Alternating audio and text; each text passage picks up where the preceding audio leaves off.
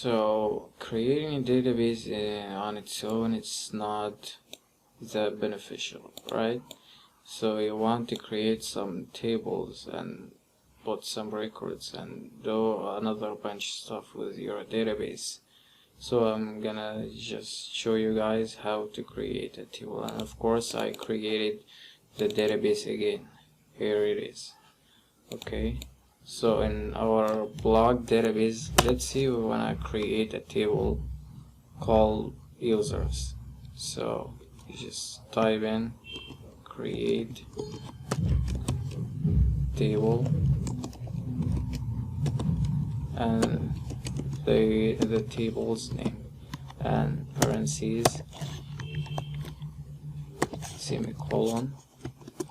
Let's just separate this, and here we type our columns. We are start off by the column name. Of course you can name that what you want.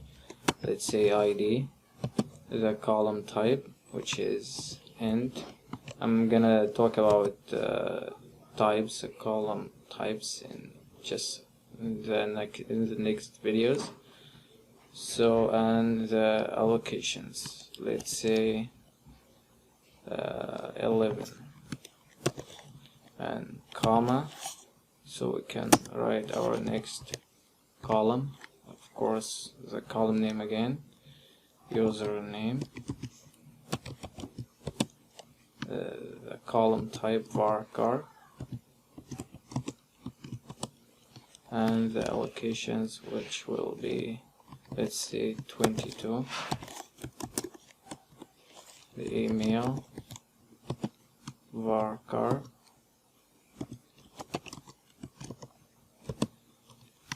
and the allocations,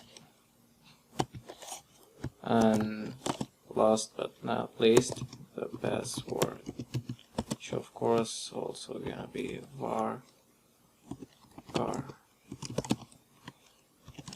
22 as well. I just like to give it that way.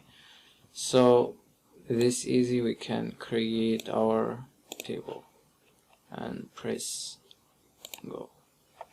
Here we have something here. Oh, actually I'm not in the database, so I'm just gonna copy this and get into the database, and here is SQL, and actually we're here in the database, and we are gonna paste this in, go, and here it is. It's giving us success prompt, and here is our table.